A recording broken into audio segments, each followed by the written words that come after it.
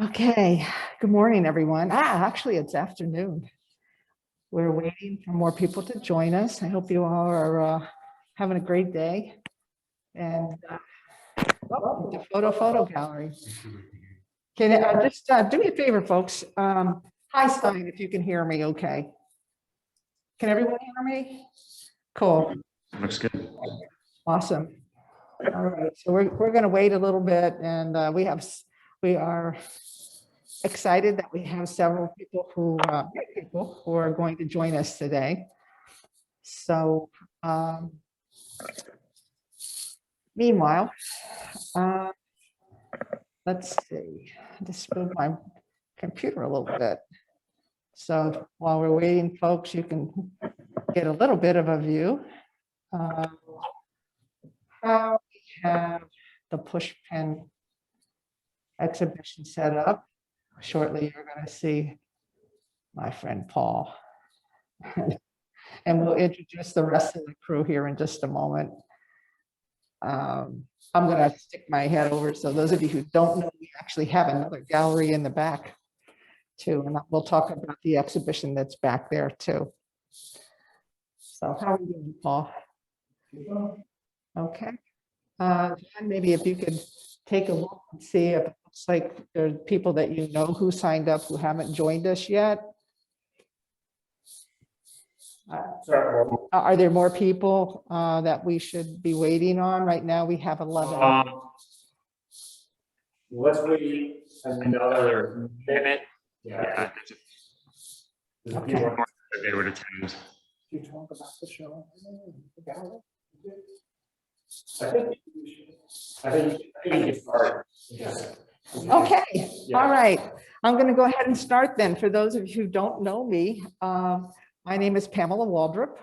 I am president and one of the photographers here at our photographic collective.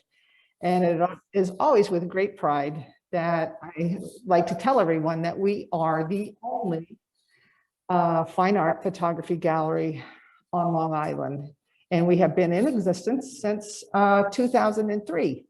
Originally, our gallery was down on in the area of New York Avenue and Main Street, and we are currently at 14 Carver Street, where we have been, West Carver Street, where we have been for about 8 years. Our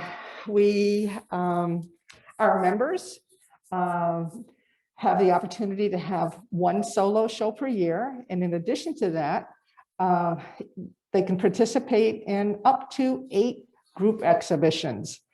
Currently, we have a group exhibition that's on view until May 1st in our back gallery. There are, I believe, 13 artists who have works up. So if you're close by, take a look. If you're not, there are several other places that you can see the works.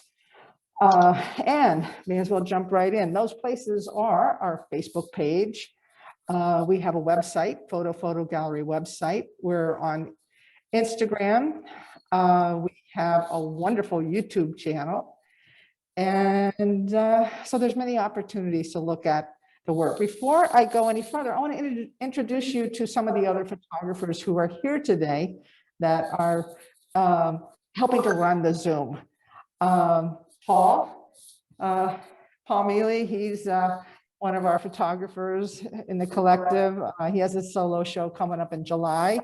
Eileen, I think she's off camera right now. I don't have a mic either. So. But Eileen Novak has a solo show next month. So please be sure and check out when that's happening. And you're going to see John Lazaro, one of the photographers in our collective, who also was the competition coordinator for this exhibition. So please, if you have any questions, be sure and ask them in the chat. Go on our Facebook page. We're happy to hear from you. Did I miss anything, guys? Okay, so John is going to give you a little intro here to everything, and I'm super excited to hear about your work. I'm telling you, everybody who comes in here loves this show. So John, please go ahead. Yeah, thank you everyone for joining and participating in your best exhibition reception. This year we had 82 images submitted across 33 artists. One of the unique aspects about this show is that every entry submitted is accepted and hung on our walls. And the winners are chosen by all of the current foto members. So speaking of winners, I'd like to congratulate your best shot winners who will have solo exhibition next year, 2022, that is Sharon Harris and Bobby Allen, who we both recovered. And I'd also like to thank our honorable mentions, Robin Stanton, Chuck Lembo, and Robert Gagnon. And with that, I'm going to share my screen. I do have all of your works here, and as I get to your slide, I'll turn it over to you and talk a little bit about your work and inspire you to take a shot and your line of thinking. And let me just start this. Here we go. Yes, What? can you see me? Not yet. Not yet. Okay. Sorry. Share screen. Did you enable? There we go. Okay. Sharon Harris. I don't see it. I don't see the screen. Not sure yet. It's not Sharon. Well, hold on.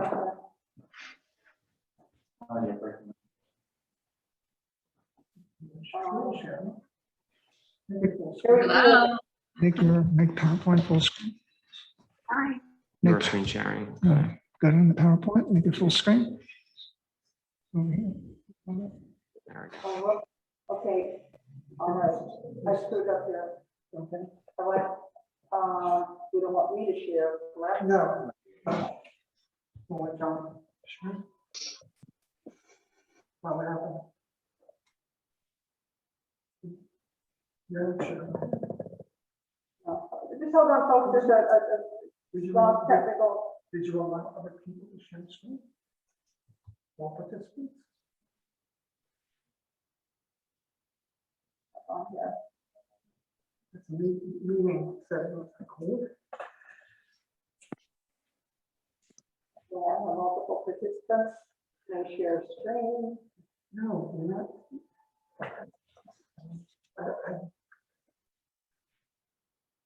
Meeting settings. I don't know where you are. Okay, folks. That's the state. Get out of close this thing. Yes. Okay. Okay. We're good. Okay. Sorry. Okay. Sharon, would you like to begin?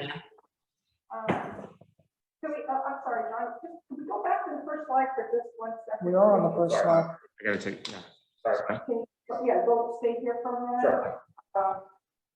Folks, just want to give a quick high sign out to Paul Malin, who created the exhibition poster for all of you for this show. It turned out beautifully.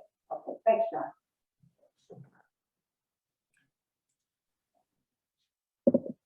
All right, Sharon, I'm going to turn over to you if you'd like to talk about your two pieces. Congratulations. Thank you. And that everyone can hear me? Yeah. Okay. All right. So, well, I'm very excited and I'm thrilled, honestly. It's been a long year and a very quiet year. And so I'm excited to have something to look forward to next year and work toward that. It always feels good to work toward a goal in photography. And so I'm going to get out there and start shooting again and working on some new images. So I make all my cameras are pinhole cameras. I make them all. And I have about, I guess it's about 25 different cameras that I go out on a shoot with. So if I'm interested in a particular scene, a particular prop, then I will more than likely try all 25 cameras at that location, because honestly, it's not a whole lot of chances when you think about it to get a piece. So this particular piece was taken up at the Catskills at a property where the artist has made these sculptures. And our model, our wonderful model, was floating around on this little float out in the pond on the property. And that's how I exposed this piece. And my interest basically is in this surreal, the unusual, working with the models in an unusual way, hopefully. And I love Pinhole basically because I feel that I can be more imaginative, think more imaginatively when I'm working with Pinhole. I always say, if I have a lens camera in front of me, I say, I think differently. I think, now, is this going to be a good shot? Am I going to get it this way, or should I stand here? And just by switching up the words with Pinhole to what would happen if I angle down? What would happen if? It just seems to tap right into my creativity. So it's definitely my medium. Okay, thank you. Congratulations. Thank you. Yep. And this is the other piece you had, roadside? Yes.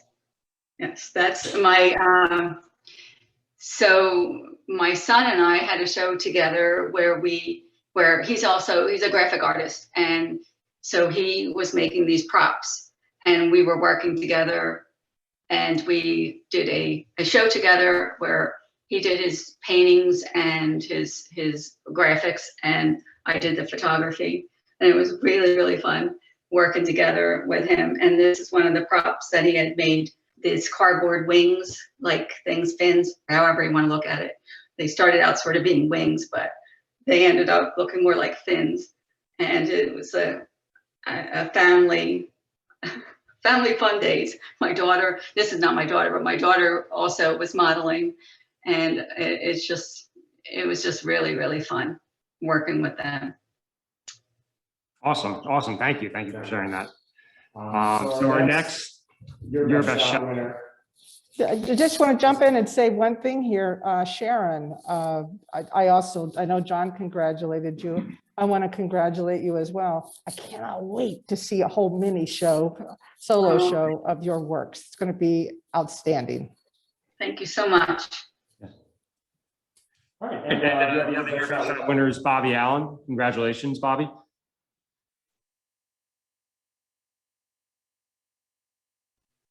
Thank you so much. Really Oh, hey, appreciate Bobby. it. It's a great honor to have been selected from such great talent that you guys are showing there today. Thank you. Yeah, yeah. Oh, yeah. Please share a little about your work. So my main focus is mainly shooting in the water. Most of the shots I show are things that I've shot while actually swimming in the water. I use a water housing to protect my camera, and it's pretty much my focus is just trying to get out there and be in the moment. It's tough to kind of know what you're walking into because it's all environmentally changing. So I kind of have to prepare mentally of what I'm looking for and hope that the environment is kind of producing images that I have in my mind for either the angle I'm looking for or the lighting or the texture of the wave. This one in particular is one that was shot on, it was a very bright blue day. And I opted to show this image as black and white because I liked the way it just really focused you on the wave and you caught some of the lighting through the wave itself that you could see in the highlights in the inner curl of the wave, along with picking up some of the sparkle in the foreground of it. Mm-hmm. Awesome, awesome.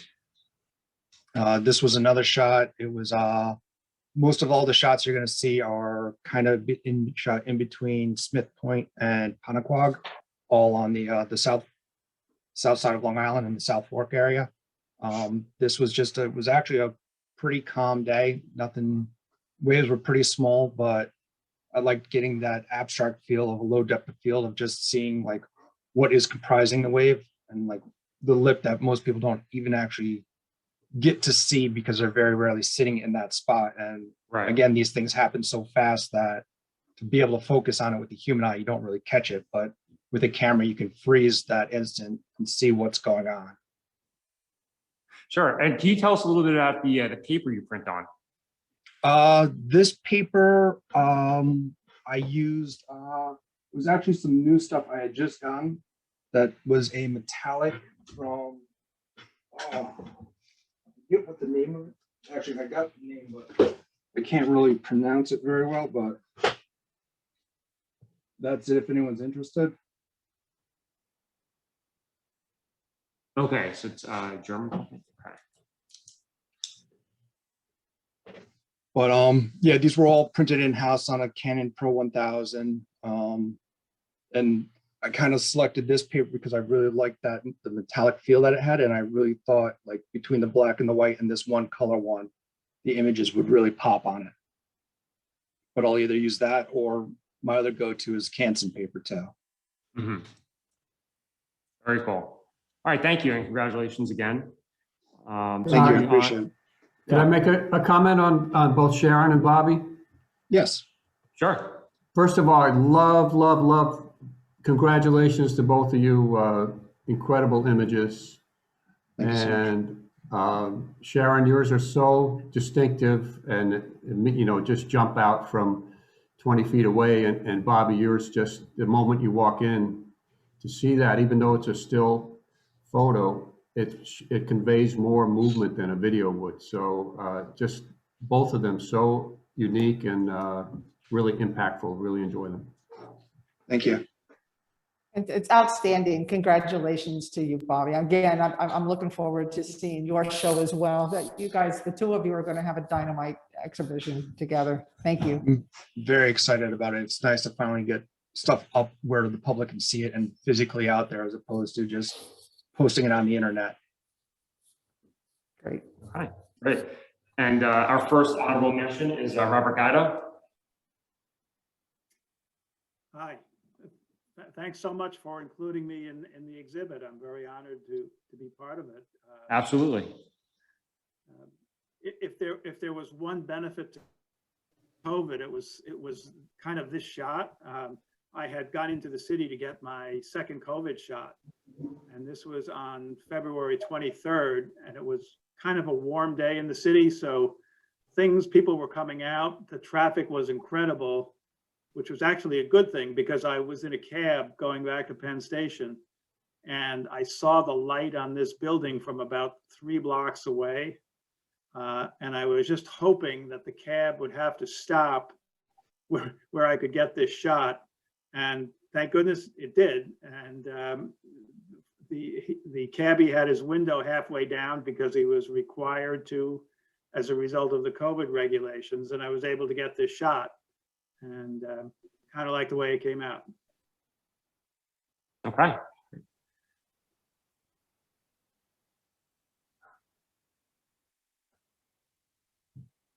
Oh, looks like we're missing the other two. Can we pan to his work on the wall, or? Yeah. Spotlight me, spotlight this one.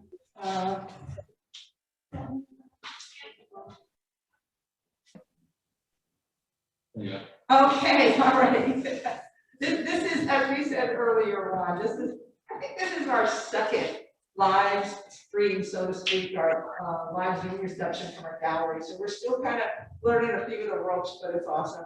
And as I was saying, I had the great fortune of being here when Robert stopped into the gallery to see the show, and he shared with me something I hope he will share with you as well, about his some of his images that are going to be in black and white magazine coming up. The image of the woman behind the this is the correct image, No. right, Robert? That's It's- it, yeah.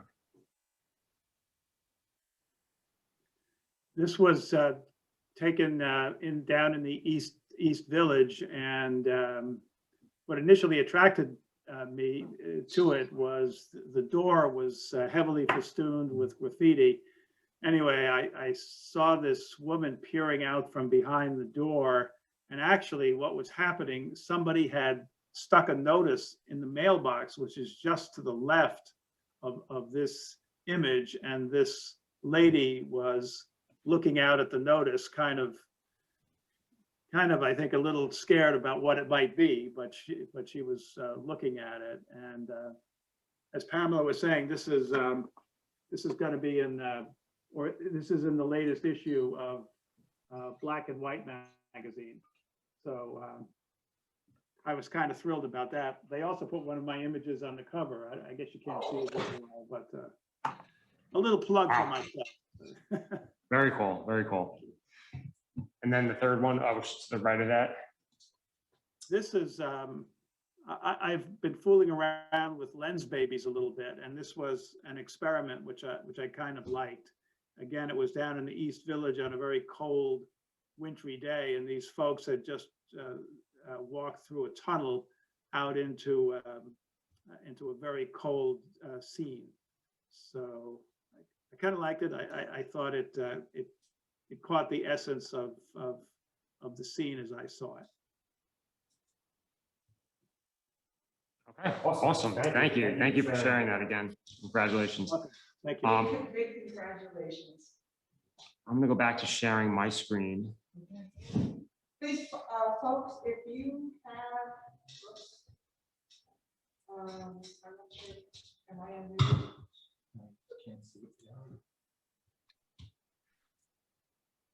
Okay, and so our next honorable mention is Robin Stanton. Robin, I think you're on. If you'd like to, introduce yourself, talk about your piece. Yeah. Hey everyone, how's it going? How's it going? Oh, it's been a very busy week. The final starts of the semester, so you know how that goes. So as far as talking about this piece, I really don't have much to say. Part of the reason why I don't really, I mean, I don't feel the need to disclose locations because I want to provide the most organic response possible. But I mean, obviously you can tell this is in a hospital, a medical setting. I generally don't like to disclose my own readings of my images, again, just to let people look at this and enjoy it for what it is. But for me, and a reason I chose I as the title for this, there's a lot of meaning packed into this one for me, aside from the fact that I personally was alone when I took this shot, and you really felt the solitude of this old hospital I was in as I took it. But the city in which this hospital was located, 2 years ago, I was given, a year ago actually, I was given the opportunity to relocate in this city. And for me, that would have been a big jump in my life to move somewhere, start over. And it was scary. It really was. And the more I thought about it, the more I began to warm up to the possibility of relocating, starting over, all of that. Ultimately, I didn't. But when I had gone to this place and taken this photo, that was my first time back in that specific city. And I remember as I was there, whether it was going to this location or going to the gas station, going to a 7-Eleven to get a cup of coffee, I kept thinking like this could have been my routine had I relocated. So it was a really weird experience to go back somewhere and realize that this could have been my norm. So that's kind of a broader reading of why this image meant so much to me. But I mean, I don't know, this was an image I honestly walked away from. I came back and I started tinkering around with it, and it worked. So there you go. Very cool, very cool. So I'm just gonna go to your next slide. Yeah, this one, it took a while for me to find a reading, and it was actually at the in-person reception that I kind of, after talking with you, John, Andrea, Pam, and everybody that was there, I mean, I have this as untitled, but something I was thinking about was that, you know, this was an old house, as you can tell. And I had found out after the fact that the owner had passed away on the property.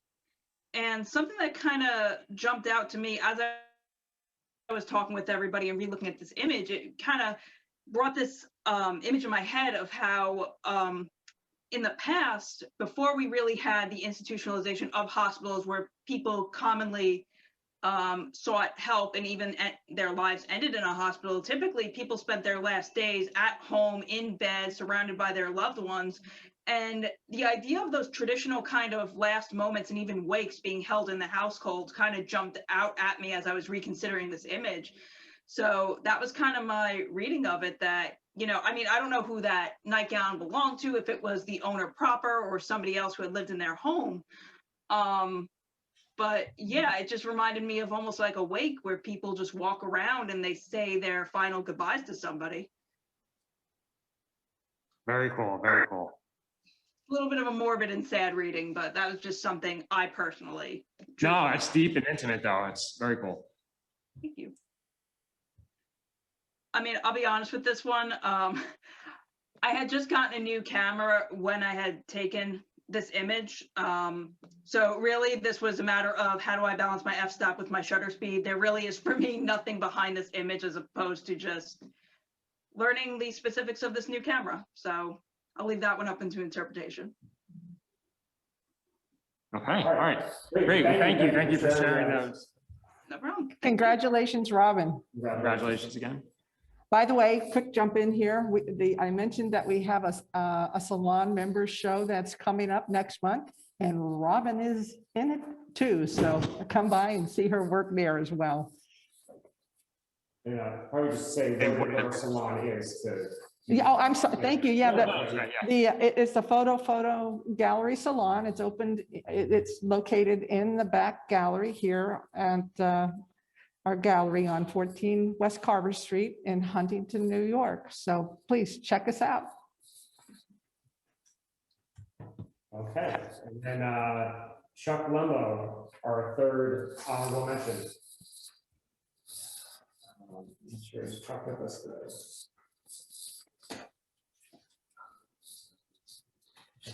I don't think Chuck is on the chat, so maybe we could Who is this? Chuck Lumbo. Oh, Yeah. okay.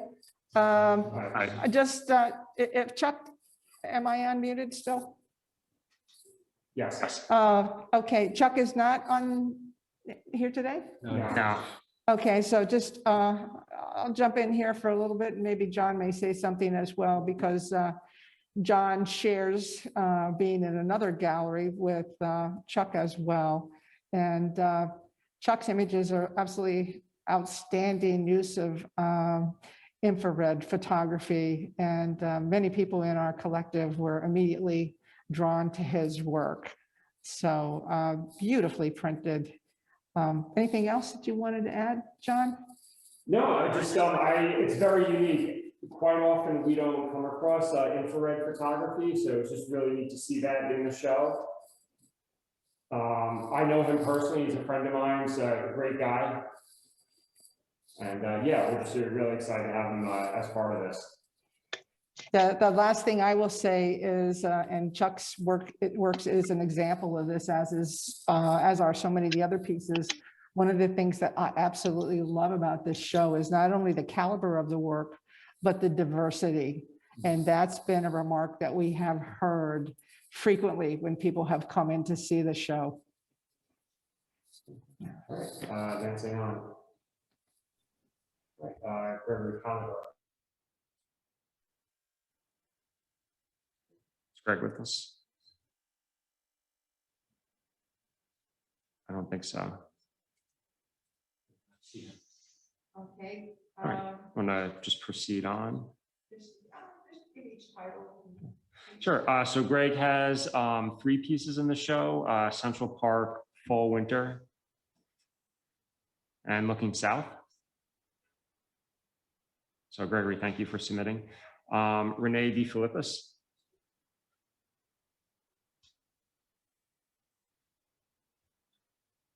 Don't think, no, okay. I think she submitted 2, Sailing Aruba Style and Beacon Bay. I'm going to jump in here and say a couple things too. For this particular show, it was decided to hang the show in alphabetical order. it's a large show, and quite frankly, it made it a little bit easier, but it's always interesting to me to see how how all the pieces interact with each other once it's on the wall. And Gregory Commodore's pieces and Renee's De Philippis, I'm sorry if I said it wrong, are hanging next to each other in a vertical format, and they are quite beautiful together. Now, after everyone has had an opportunity to speak, we will walk around the room with a live camera so that you can see how the show is hung as well. Okay, thank you. Yeah. Judith. Her piece is untitled. I don't think she's with us today. Beautiful landscape, absolutely. One of, Can you mute? oops.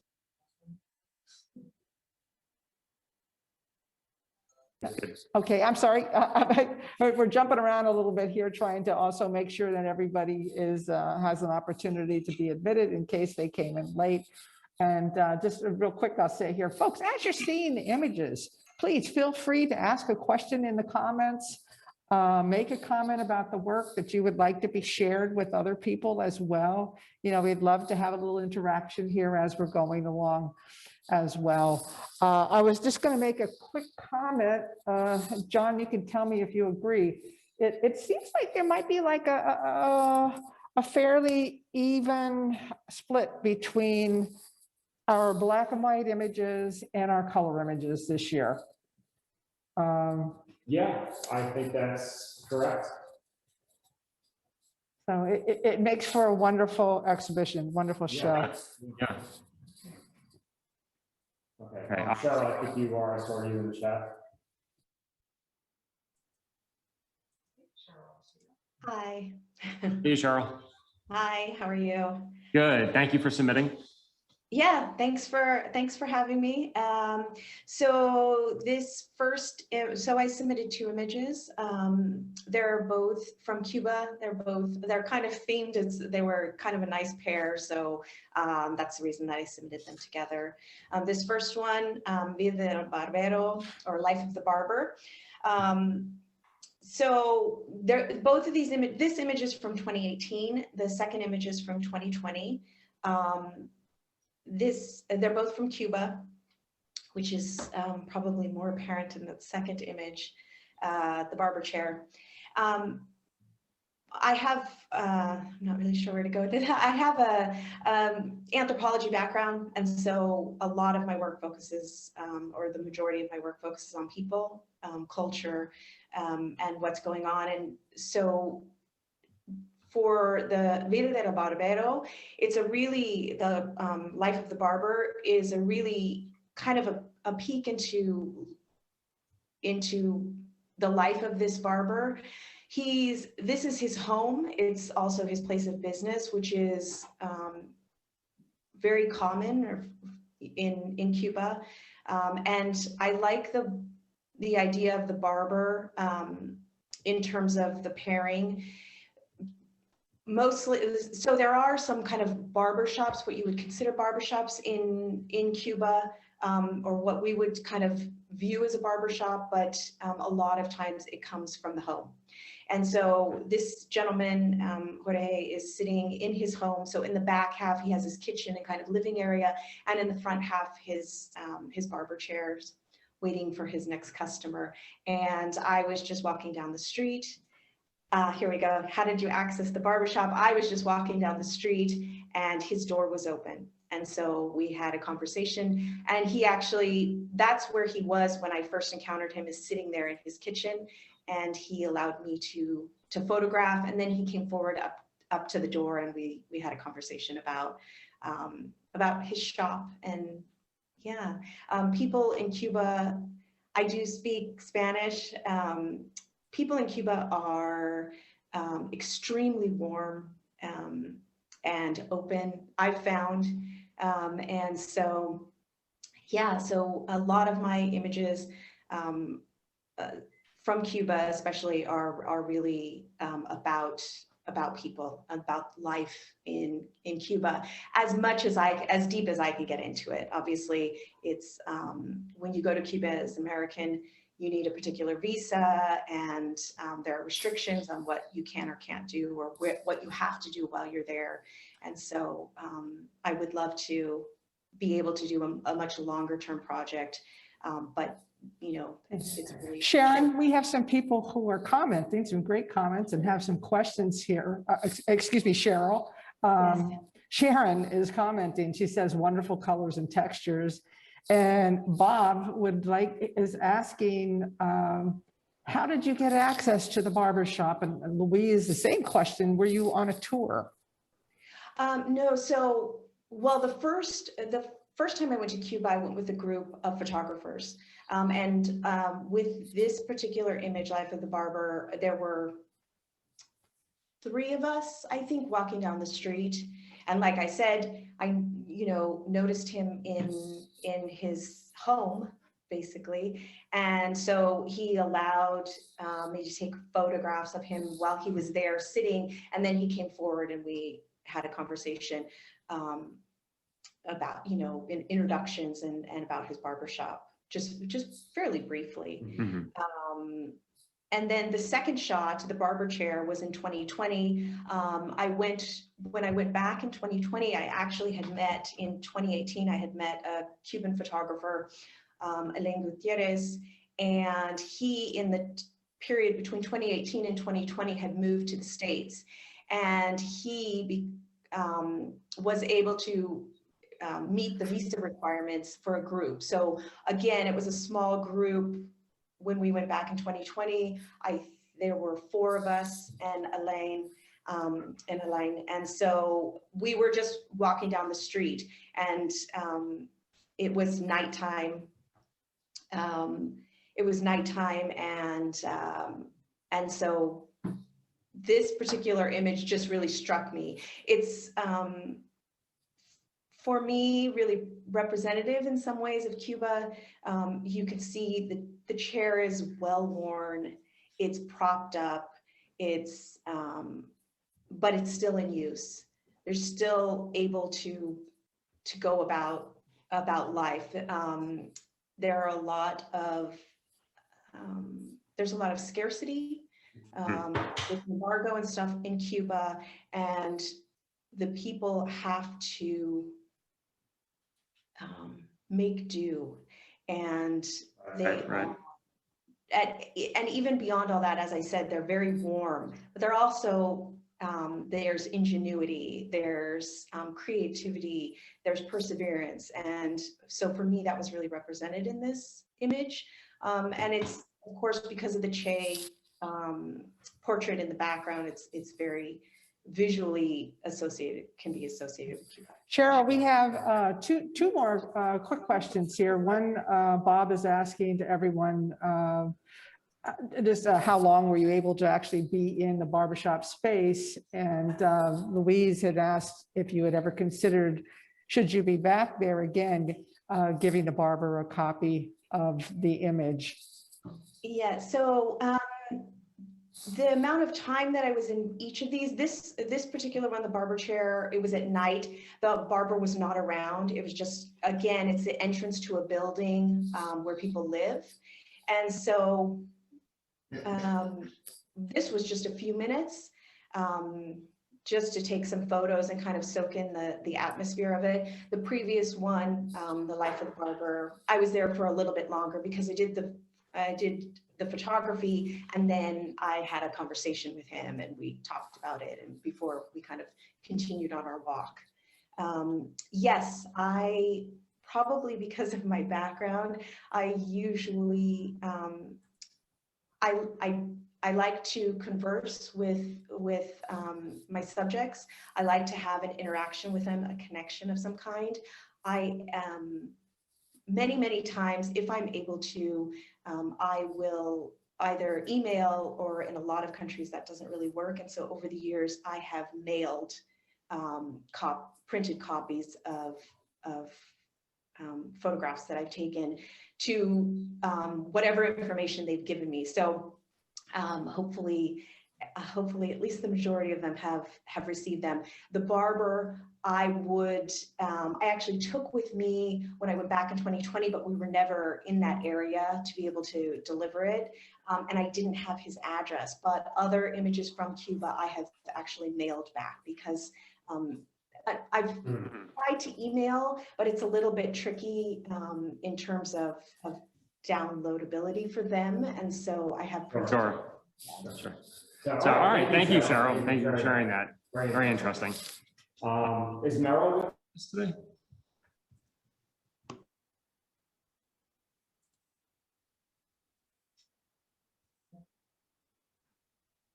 I don't think Meryl's in the chat. She has some very striking images. She has 3 in the show, tulips, leopard walk, and tiger sail.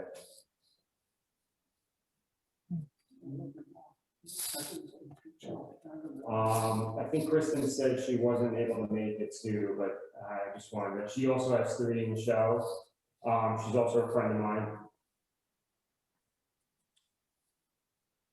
Her work is untitled.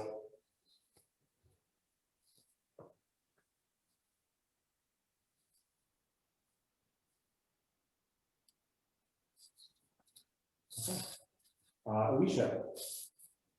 That's mine. How's it going? How are Hello. you? Thank you for submitting. Thank you for letting me join in. I took the picture probably a few years ago. It was taken at Hexter Park. Most of my photography lately has been local. I haven't been able to travel just because of COVID-19 and restrictions. And so this was taken during the Tulip Festival. Once a year, I guess Huntington and Hexter Park has a large tulip display, and I was able to go to it, and I got a picture of some of the tulips that were there that were starting to bloom. So yeah, it's just a color picture. It's very basic. You know, my skills, my level are pretty much beginner, even though I have been taking pictures for a while, but I haven't been able to work too much with development of my own photography work because of just lack of having that, I don't have the space or anything to start anything like that right now. But I do have my Canon camera, which I got, and I have been using my phone to take a lot of pictures. So this was actually taken from my camera, from my phone, because I was just kind of there to take a look at the tulip show, and then I just wound up taking a picture, and I just really liked it for some reason. It just, I wanted something colorful with everything going on with COVID-19. You know, I've been focusing a lot on, you know, everything with, you know, with the shots and everything, and just, I felt like it was just to bring us back to something like normal again, like spring and where our town usually is. And I just felt like it was something that would kind of be a little bit more uplifting, and just to kind of show, you know, Huntington and the artwork that's there. It just kind of brings us back to something that I think, you know, we've missed a little bit. And I don't know, it's just something I was focusing on. And you know, tulips, a flower that represents so much, and it goes back in history, from the black tulip to colorful tulips that you can find anywhere. So that's pretty much why I chose to submit the picture. Nice, thank you. Yeah, Yeah, I actually hunted it myself, and I didn't recognize Hexter Park until you actually pointed it out. So that's a cool angle. So yeah, thank you for sharing that.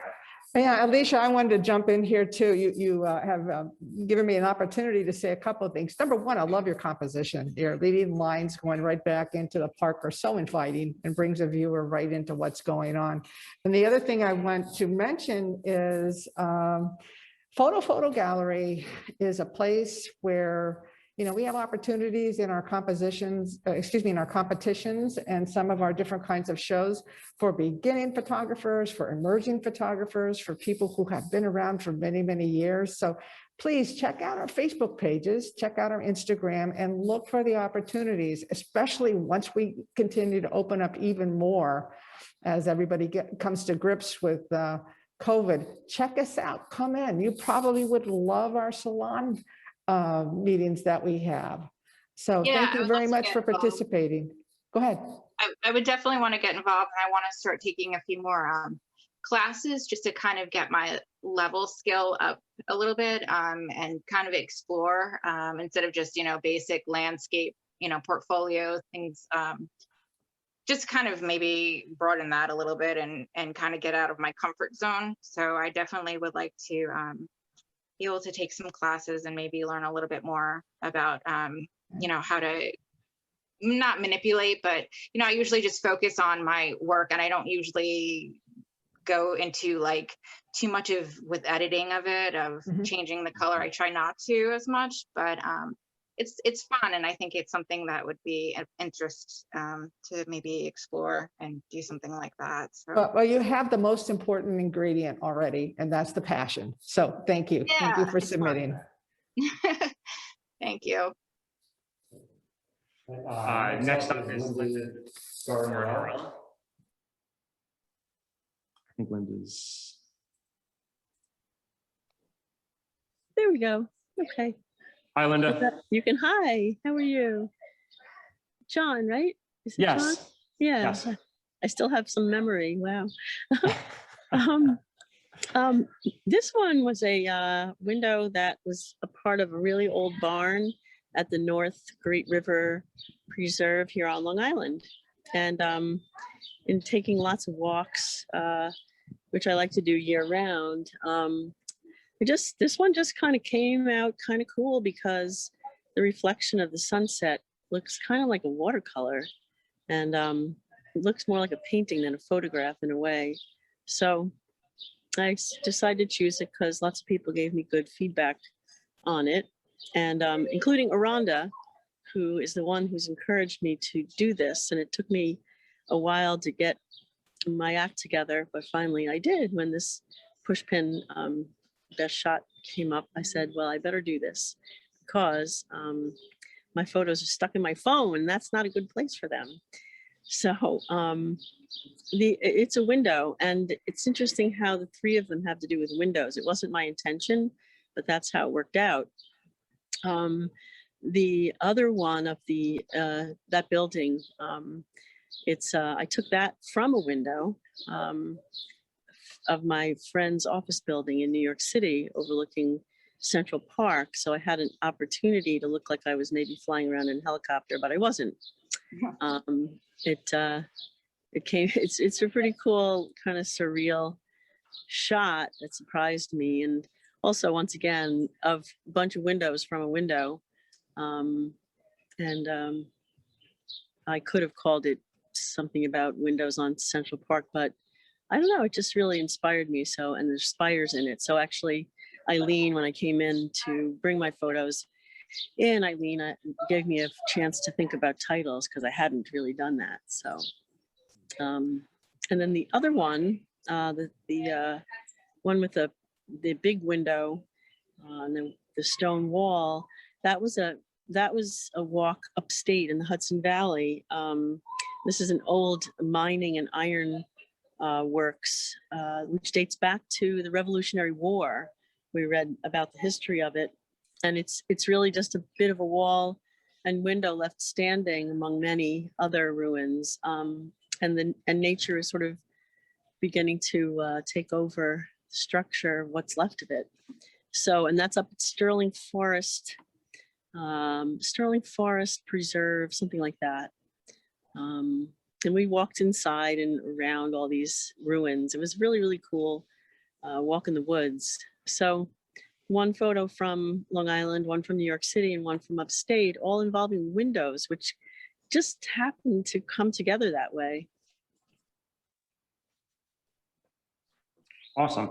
Actually, Linda, I had a quick question for you. Going back to Inspired, do you know what building that is? I love the architecture. Yes, it's the Sherry Netherland Hotel. Oh, okay. And it's the top couple of floors either are or were Diane Ross's home. Not sure. I zoomed in to see if I could see her in the window, but I couldn't. But I don't know if she still lives there or not. But that's, it's a really historic, cool building. And I had this great opportunity to, I just looked out my friend's office window and there it was. It was like, wow, this is a cool building. So I had the good opportunity. I was very happy to be able to meet Linda here at the garden and to hear firsthand her stories about the images. And this is a good chance just to jump in and tell you guys that after the Zoom is over today, our gallery is open. So if you're around, the gallery is open today from 3:30 until 6 p.m. Please stop by. And our regular gallery hours are 12 to 4 on Thursday, and then on Fridays, Saturdays, and Sundays, we're open from 11 a.m. until 6 p.m. So we hope to see you. The show is up until May 1st. So thank you. I'm actually going to thank you, Linda, for sharing that. I'm actually going to jump back to Kristen Mamoli. I just searched and came on. Kristen, not to put you on the spot, but would you like to share your work, talk about it? Hi, can you hear me okay? I can, yeah. How's it going? I'm opting out of video if that's okay. It's That's fine. mom being gay over here. Okay, so this is actually somewhat of a complicated plan that pulled this piece together. So that's that structure there is off of a trail in Cold Spring Harbor. I've kind of dubbed it half house, although I'm more certain it's probably a small barn that belonged to a plot of land over in that area. Don't know much about the history of it. You can certainly find some property markers in the woods back there. It's an interesting little area. And I've done a lot of shooting with that structure. I've really kind of fallen head over heels for it over the last year or so. And the frame was just a random little find. I was on a run through the village and it was laying on the ground, kind of like discarded with trash. And it was sitting over this like really pretty pile of rocks that kind of spilled into the frame and out of the frame, which I photographed. And then I was like, I got to go back and grab the frame. So I grabbed the frame. And then I actually ended up bringing it to do kind of like this floating frame little photo shoot of Half House using the frame. And it's very light. It's like a drugstore diploma frame. It's a little plastic nothing. But I played around. I actually was able to kind of hang it with very, very fine wire in the trees. So I didn't want to like Photoshop it in. So in full honesty, I healed like the tiniest little bit of where you could see the wire, but everything else about it, the frame was just basically floating there and kind of framed that little half house in the way that I like it. So Nice. yeah. And then this is one of my favorite shots. Thank you. And this is a place that I only know about because of you, John. So this is at Seaview, probably about 8 or 9 months ago. This is a while ago now. John, actually, we were there recently and this room things have been moved around. The wheelchairs have been moved a lot. So this little scene was just, I thought, so lovely. It had that kind of end of the day, that setting sun coming through that gives that warm golden hour glow to things. And it's just that, to me, it's that mix of intrigue and sad and kind of ghostly feeling that I like about those places.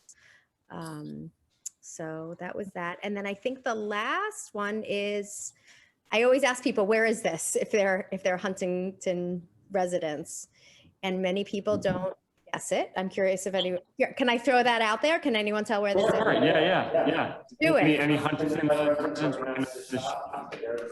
What is there, like a chat going? I don't know. How does that work? Okay, someone guessed Port Washington. Okay, it's actually West Neck Beach, believe it or not. So someone said, "Oh my gosh, were you standing on the water?" And I really should have lied and said yes, because that would make for a much better story than what it was. But it's actually just the parking lot at West Neck Beach. So I really lucked out because they had just painted those are the bathrooms and the lifeguard stand. Someone's asking where Seaview is. That's in Staten Island, right, John? Yes. Yeah. So the lifeguard stands bathrooms had just been painted. So it was just this brilliant red. And we had just had all these monster snowstorms, and then it rained and then froze over. So the parking lot just looked like a sea of icebergs with the black top underneath. I don't know. I just really liked the depth that it all gave. So that was just, good old little West Neck Beach, which is one of my favorite places locally to shoot. Very cool. Very cool. Thank you for sharing that, Kristen. Absolutely. We appreciate it. And I think also I mentioned that Chuck Lembo, who was one of our honorable mentions, he just came on, so I want to go back to his work. And just before I do that, Perry asked me to share, voting for the show was done by all fotofoto members, and we were all anonymous. The works were, I'm sorry. yeah, it's very important that, as much as possible, we try not to be swayed by whose work is on the walls. So the voting is actually done before the labels are put up. And each person who is an artist member in our gallery comes to the gallery physically and votes for the 2 best shot winners. And then we also selected 3 honorable mentions. And it was a tough choice this year. We had a lot of great stuff to choose from. Thanks again, everybody, for submitting.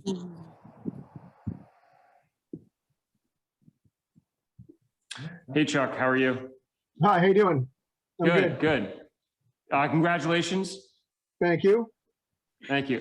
Yeah, do you want to say a couple things about your pieces that are in the show?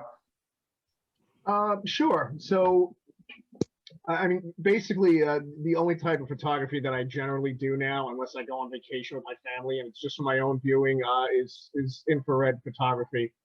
I got interested in that when I was in college, shooting pictures of models. I'm an architect, and I was always building models, and I always had to take photographs of them for my portfolio. And I started to get interested in black and white infrared with film. And then about 3 years ago, I bought a new camera because I couldn't be bothered dragging lenses and everything around with me. And I just wanted a camera to bring on vacation. And I didn't want to throw out my old Nikon. So I sent it away to have it converted to infrared. And the irony is that then that exploded, and that's like the only camera I use now. The other one's sitting in a drawer. It's only 2 years old. And I really started to get into doing this. And, it's a hobby. It's an escape. I own my own business, so this is good because I don't have to answer to anyone. And these are all, the ones that I submitted are all just different landscapes that I took over the last year. This one happens to be up in Harriman State Park. This one is Connecticut State Park out in Oakdale. And then the third one was up by Lake George. It's just a shot of the Hudson River from a railway bridge. It's one of those tours where you sit in the rail car and you pedal it. And Right. this is Right. Yep. This is the bridge that goes over the Hudson right before they break for lunch. And I pulled out the camera and I took this picture. They require heavy editing, which is, like for me, 80% of the fun, because they don't look anything like this when they come out of the camera. And yeah, I just, people started suggesting that, maybe I start sending them out to galleries or, advertise or whatever, that I was doing this. And it just kind of took off. And I'm not going to retire anytime soon on it, but it's a nice escape from my real job. And I just really enjoy doing it. And I'm grateful that I was recognized for this. Thank you. Yeah, absolutely. Congratulations again. Thanks for sharing. Thank you. So let me just advance. Dan. How are you? You got 3 pieces in the show? Let me, can you hear me? Yes, I can. Great. Thank you so much. I love all the work that I'm seeing, and I'm not quite hearing my voice on this, so I'm just going to go ahead, but as long as you guys can hear me. Yeah, you can hear fine. So these 3 pieces, Originally, my family and I, my wife and my son and I were just planning to attend a demonstration protest over the summer in front of the Nassau County Legislature building. And initially, I wasn't even sure I wanted to take my camera because it was more of a participation rather than filming it. But my wife actually talked me into making sure I brought my camera. When I got there, I grew up in the 60s and seeing a lot of the images of civil rights movements in Birmingham and Selma, mostly video images. This first one reminded me of that very much so. So as I processed it, I don't usually work in black and white, but since it reminded me of those images, I tried it that way. And to me, this tells the story. Some of the technical things of this is in a 4:6 format. I kind of have a line going through the eyes of the police officer on the left over to the gentleman on the right with the camera phone, and then far over on the farther right. So it's kind of a line connecting those four individuals right there. It's normally, this is kind of out of my comfort zone to do this. I didn't see it as a political picture or a journalist picture, but more of a portrait of the moment. And I think it just captures the tension between the police. You can see the restraints on the police officer in the middle, the restraints on his waist. The one guy has a gun on his hip, the other has a camera on his hip, so it captures the tension among the different people going through. Fortunately, this was a very peaceful protest, and I'm glad I was there to do that. The second image, if you want to skip to it, to me is a little more frightening. As I was looking through the various things going on, and things were happening very quickly. Way back in the distance, I saw this figure, so I zoomed in on him. To see him outfitted like that, with his face, if you imagine that if the blue that covers his lips and his nose continued up, it's almost as if he's a statue or a mechanical being back there. But I wasn't trying to do an editorial shot. Obviously he's a person behind that. And you can see he's got his sergeant stripes on his arm, and he's observing from a distance. The other officers were not, sergeants or lieutenants, so he's obviously in a supervisory position back here. But it was just kind of chilling to see that, he's prepared for a potential of what might happen there with the crowd. So. And this one is a little different of the three.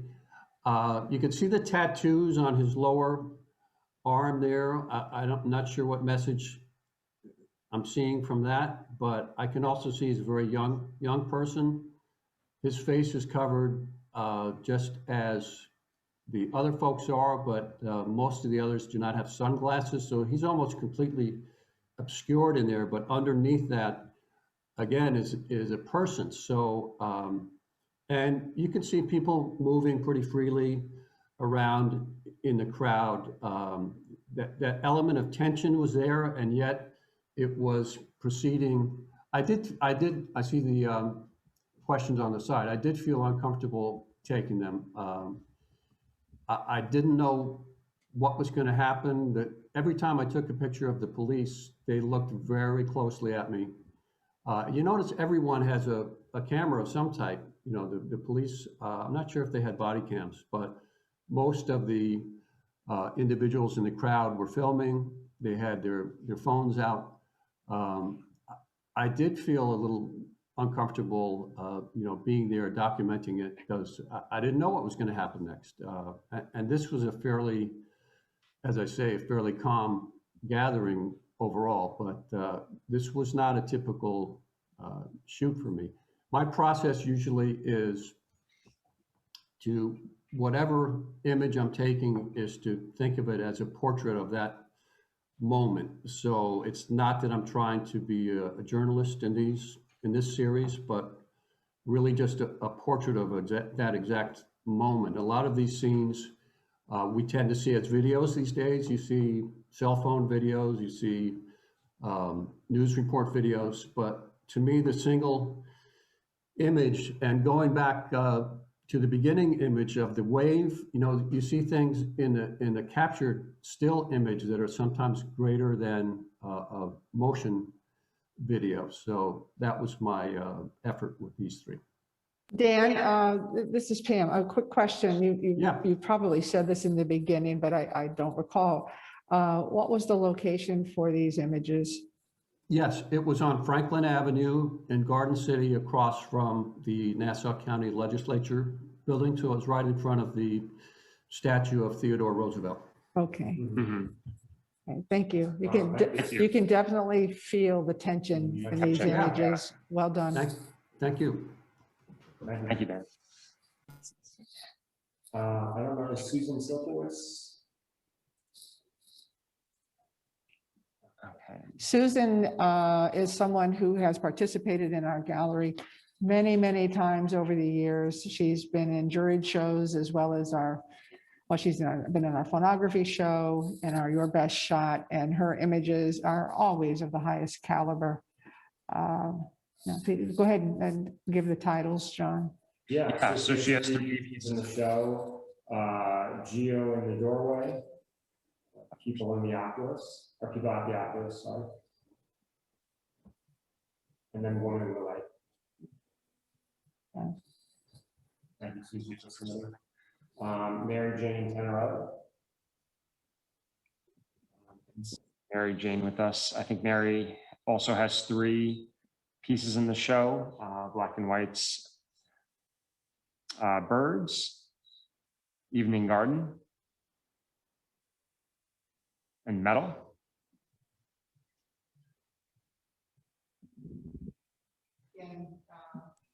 Beautifully done. I love that there is a balance of, there's the intensity of the color in the room. There's a serenity to the black and white and a moment captured, and some are more narrative. Really runs the gamut as far as personal approaches to photography. So come see the show. Okay. Next up is Gitana. Gitana, you can unmute yourself. Could you hear me now? Yes, I can hear you. Okay. Hi, everyone. Hi, thank you. I decided to submit some animals this year due to my precious Shih Tzu who passed this past year after 14 years. So my first photo here is a photo of the deers taken upstate in Pomona. This was at the break of dawn. Deers often take off quite fast, but these 2 deers were partners. And as they gave each other a little kiss, it was just at the moment the sun was rising, and I caught that upon the face of the female deer. Nice. Very good. This lost bird was taken in Nevada. I was on an Indian reservation, I believe it's the Harvest La Pua. Well, it was in Nevada, in the Grand Canyon area. And this bird by himself had flown down from a very high tree. And he stood on this table for quite some time, going around in circles. And then he kept looking up and he kept thinking, how am I going to get back up there? And he would just stay there and try and flutter his wings over and over. And I caught this shot with his expression of wonder and fear at the same time of reaching back to the highest branch. Very nice. And then the last one, Painted Lady. And this beautiful butterfly, the Painted Lady, as she's called, was in my backyard. I had a massive growth of beautiful flowers I planted myself. And I usually plant flowers so that butterflies would come. And when I returned home one day, this butterfly was just sitting on the flower and he was actually sunbathing because close up you could see his eyes are closed, taking the warmth of the sun in. Nice. And can I say, what did you use to take this last shot? Okay, I used a macro lens. Okay. Yes. Very nice. Yeah, you can see the detail in it. Amazing. And the other two, I'm sorry, I should have told you, I used a zoom lens. Okay. It was like from 250 to 375, 400 was my zoom lens on the deer because they were down in the deep woods. So I was up on the level on top of Pomona and they were down into it's like a valley that goes into the woods in the background. Could you go back to the butterfly? For a Sure. moment? Yeah. I just wanted to speak to something that I noticed about this that I think makes this, this is my favorite image of yours, Tanya. I love the way the pattern that you captured so distinctly in the butterfly itself is repetitive of the patterns in the background, the petals, the shapes of the leaves, and the muted colors. They all work beautifully. Thank you. Thank you. Okay. The next up is Thomas Vandermeulen. I don't think he is with us, but he has 3 pieces in the show, so I just want to go through. Porch Glen Haven. Porch in Glen Haven, I think that's how it's supposed to read. Shed in Glen Haven. And fishing boat. I like the composition. Composition of the last piece. Yeah. No. From what we have in the rest of the show. Up close and personal. Well done. Okay, Louise. How are you? Thank you for joining. Thank you for submitting. Can you hear me? I can. Oh, hi, everybody. How are you? Sorry I came in late. I lost the invite. Yeah, these are, first of all, this is my, I think it's my second time. I like the idea. I like the concept of the pushpin show very much. It's a no-brainer and you can send it off. But unfortunately, I sent mine to the wrong address. So I'm sorry, I did everything wrong this time. However, I moved from New York City down to Bradley Beach, New Jersey for the pandemic. I just recently retired and so because I'm retired, I'm able to get out and walk around in the daytime. And it's fascinating. I feel like I moved into a whole new universe, not working and just seeing what I see throughout the day. The classroom where I taught was very dark.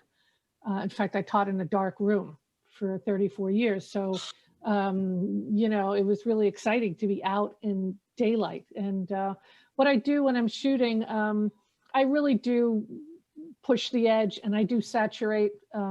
It's something I always did with film. I always pushed film. I always shot with Kodachrome. I always, you know, left things in just a little longer when I was working, and I do the same when I'm shooting. I also take what I'm shooting, you know, again, things that I see. I oftentimes have a man-made object and amorphic shape, a natural object in the same frame. And that's something that I've always done. I don't know why I'm attracted to it, but I am. So this happened to be an oil tank. You know, it really doesn't matter what the subject is. Often it pulls itself into just the idea of color and shape and geometry for me. But I really like those amorphic shapes. I like those natural forms and the heaviness of the, you know, the heaviness of the natural form against the man-made forms. Lisa, I have a quick question. I'm quite familiar with your body of work. I've had the good fortune to know you for many years and to see your work. I know that often you will rotate an image that might not be the expected point of view. Can you give us a little insight as to what influences that decision, your decision to do that? I think part of it is that it takes it away from the idea of naming something and puts it in a more organic form, just its geometric shape. Because I don't manufacture it, I find it. And I see it as a geometric form. I don't see it as necessarily having a narrative. Some of them I don't anyway. But yeah, I oftentimes turn things up and over. And Thank just you. do. Chris Radio says very interesting, love it. Thank you. This was a self-portrait done on the Queen Mary. The month I retired, or the next month or whatever, I took a solo voyage on the Queen Mary. I wasn't intentional. My friend who was going with me bombed out at the last minute, so I found I had plenty of time on that ship. And I was also the only one in the pool, because everybody else was, in blankets, freezing. And I'm a swimmer, so I'm constantly under the water every day. And so I thought it was very natural. I find it really difficult to shoot underwater in a public pool, a public space. And so I'm always on the lookout for private backyard swimming pools to do my underwater work in. And oftentimes I have clothing on. So it just, it's easier when it's not in a public space. Right? And your last piece, Tara? This is this woman in this particular image has actually been mirroring my life since I had her as a student, meaning she followed in my footsteps, which was kind of an interesting idea. She graduated, went to the same college, same scholarship. When I left my one job, she took over. When I left another job, she took over for me. And my final job I left as a teacher, she took over. So I was her teacher, and then she became my substitute teacher. She took over when I left places. And so the last job that I had, I was leaving, and I called her up. I said, "You want to do it one more time, honey?" And she said, "Sure." So she applied for my job and she got it. And then I left. And when I met her, she had green hair. She had green hair as a student in high school. And I remember she worked for a carnival, and they made her wear a wig because they didn't like her green hair. And I thought, this person is really interesting. So she's a really very willing model, I don't mind getting dirty in my work, but she also doesn't mind being a muse for several different photographers and artists. So I'm always appreciative. I like to work with natural objects, and I like to, sometimes I actually put my photograph in the bushes. Like I'll take my photograph and put it in the water and things like that. So that's where this one came up. I'm going to go out on a limb here a little bit, Louise, because I know you as an exemplary photographer, teacher, human being, and I know that I don't know anyone else on the face of the earth who shares as much about your knowledge and techniques as you do. So people, if you have questions, be sure to ask. Thank you, Louise. Yeah. Thank you, Louise. So for the remaining, that's the end of the slideshow, but we do have other artists in the show that have joined the Zoom. So what I'd like to do is actually take the portable camera and we'll go around the room, and we'll stop at those photographs, and I'll leave it up to the artists to maybe talk briefly about those. I'm sorry, who is the artist who photographed in Cuba? What was her name? Cheryl. Can you have her last name there? Cheryl. Guerrero. Cheryl, if you're here, can you type your name in the comments? Sure. That would be awesome. Sure. Thank you. I'm going to stop sharing. So we have Brian Agonius. Am I saying that correctly? Really close. It's Avenius. Thank you. Sorry. How are you? Thank you for joining. All right. Sorry I joined late. No, it's all good. So, Brian, so your work is actually right in the beginning of our show. Oh, sorry, I missed that then. Spotlight my camera. Oh, sorry. The pros and cons of having a last name that begins with A, I guess. Yeah, just bear with us. We're gonna switch cameras here. Not as bad as Z. So As I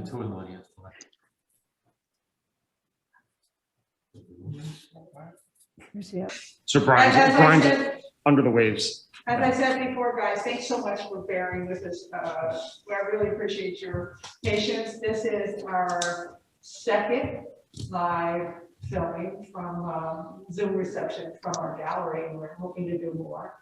And this is the first live Zoom reception for our Your Best Shot Pushpin exhibition. Once we are finished with this, Eileen does a masterful job of editing our videos. She also posts on our fotofoto gallery YouTube channel, and the video of this reception will be on our YouTube channel. Terrific. All right, so yeah, Brian, if you want to share with us a little bit about your work. Sure. So I have a slightly unusual hobby that involves exploring and photographing and documenting abandoned places, although certainly not the only person who's submitted work who does that. The first location is a place that used to be a mansion that was then turned into a nursing home that was then abandoned when they built a brand new nursing home right next to it. And that room has been widely photographed. The woodwork is just beautiful. And I wanted to try to put a different twist on photographing a place that's been documented very often. So I found a mirror attached to a bureau somewhere in the facility. And it took me about 20 to 30 minutes to extract it without getting tetanus. And lay it flat on the floor and try to really just line up everything perfectly. There was absolutely no manipulation to this image other than the red in the edit. So I tried really hard to get it perfectly square. It took a lot of time and effort, but I was really happy with the way it came out. And happening to be a big Stranger Things fan, I did a little bit of editing to the lower half of the image. Anybody who's familiar with the TV series might remember the whole notion of this alternate realm called the Upside Down, where everything seems to be washed a bit in red. And so it was kind of a fun way to document something that many folks have done very well before me. And the next image to the right is, so I'm going to name places here, which I actually never do when I share work, because some of these places get overexposed and heavily vandalized. So kind of the fewer people who know about them, the longer they stay in, whatever shape they're in. This happens to be one of the few buildings that remain at Norwich State Hospital. I really enjoy documenting state hospitals, psychiatric institutions. The way that we took care of people in those places was not exactly the right thing, but kind of what we have right now isn't entirely right either. And many of these places are actually in the process of being demolished, literally over the course of the past few years. It's almost like one or two of them are falling every year. And there's a lot of uncomfortable history, but it's also history that we shouldn't forget. And so this particular building at this facility was where young adults who had struggled with psychiatric and psychological challenges had both education and treatment. And there was this one room with this desk that I moved right into where that beautiful light was. On this day, it was mostly overcast, and we had maybe 15 minutes of just this gorgeous late afternoon light that was coming in through those windows. And I thought the notion of this solitary chair just sitting in the light was just beautiful and poignant, and in some ways just amplifying kind of the state of loneliness that I know a lot of people felt in these places, and also the emptiness that these places really represent now. And the last one is also another psychiatric institution, much of which has already been demolished. There's one building at this facility that will be preserved while they turn it into shopping and housing and whatever. So the history won't be completely lost, but most of it will be lost. As you can see, there also there are a lot of places that are kind of beyond really restoring. But this particular place, Hudson River Psychiatric Hospital, which is in Poughkeepsie, is very well known for these gorgeous stained glass windows that are throughout much of the facility. And again, this was another example of just amazing, incredible late afternoon light. And I love the way that the light literally, that reflection, that shadow on the floor literally looked like it was dripping down into kind of the chasm below. To be clear, that's not a reflection in the floor. That's a piece of the floor that has fallen through, and those are the windows that you're seeing from the floor beneath where I was standing. So, you know, I really enjoy playing with light and shadow, and having the good fortune / risk to do it in some of these incredible places, many of which won't be around much longer. Awesome, amazing. Thank you, Brian, for sharing those. Thank you. To the right of Brian's is Steve Caputo's. Ooh. Okay, so Steve, Chuck Lembo, and I are all members of Firefly Gallery in Northport. So, so Steve, I want to thank you. Just good to see you, and thanks for submitting to the show.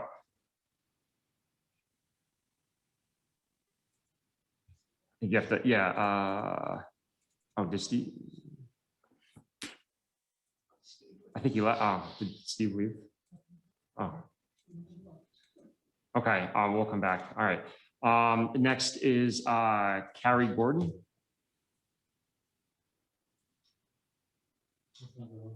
I can't see from here. What's the name? Gordon, Gordon.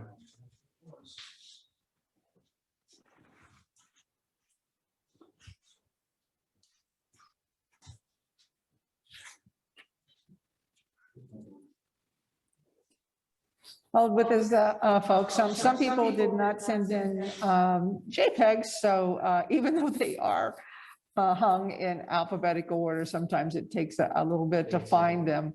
While they're looking for the image, let me take this opportunity to say that we have the great opportunity to have twice the amount of exhibition space that we had prior to COVID. In March of 2020, our gallery closed for 5 months. And during that period of time, the stamp shop that was in the back closed, we expanded. And since then we have had a wonderful thing has happened. 5 new members have been admitted into our photographic collective.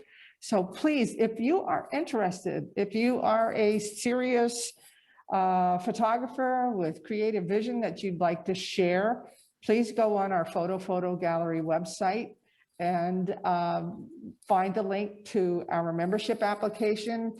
We would love to see your website, your portfolio online. We love to see prints. And I encourage you, please, to check us out. Thanks so much. Are we ready to look at the next person's work? So, you've been waiting patiently. Thank you for joining us and submitting your work. Would you like to talk about your pieces? You just have to unmute. Here it is. Hi, sorry. Hi, how are you? Okay, how are you? Good. This was taken in Florence, and it's called not the Ponte Vecchio, because when I looked at it, I thought it was the Ponte Vecchio, and it's not. But I was in Italy back in 2017, and it was a trip of a lifetime. And I was like, I fell in love, and this is one of them. This is one of many that I've taken. And the clouds, the reflection, it was just, you can't beat it. And the next one is a view outside my bedroom window from, my sister owns an apartment in a town right outside of Florence. And this was the view that I woke up to every morning. And it was the perfect morning. I mean, with the mist and the clouds, and I couldn't get any better. This was just, to wake up to this every morning was a gift, definitely a gift. And then the bicycle with the green door, that was taken in Lucca. And again, it was just, I came across it, and it was, there it was. I was just wandering the streets, and this is what I came across. And it's one of my favorites, my all-time favorites. So, I mean, there's my door. Your colors and the ambiance, the ambient light that you've captured. Oh my goodness, it takes me back, having had the wonderful opportunity to spend a month in Florence myself. It's gorgeous. This sends me right back there. Beautifully captured. It is. It's like a feast for the eyes. You can't not walk anywhere and not see something. It's just incredible. Totally incredible. Thank you so very much for You're welcome. submitting these wonderful images. Yeah, and thank you everyone who took the time on your Sunday afternoon to join us and talk about your work. We really appreciate it. Like Pam said, please check us out on Facebook, on YouTube, Instagram, or our website, just to hear about upcoming competitions that we're having, and then all around what's new at the gallery. So I think I got to everyone that joined us. I'm just going through. No comments now, so we know. Okay. Phenomenal. So guys, this has been awesome. I've enjoyed this. This has been spectacular. So lots of cool work. It was very cool. Yeah, running this and helping, judge it along with my colleagues. We really appreciate it. I want to everybody. I want to remind you again that we are open this afternoon from 3:30 till 6. If you happen to be local in Huntington Village, stop by. And I also am going to do a little, Channel 21 pitch here. If you would care to make a donation, if you go to our website, there is a button there for donating, and we, do PayPal. We make it easy. But I think the last thing we want to do, if I could ask Eileen to maybe just do a quick little walkthrough around the gallery as you walk in the door to see what you see right away.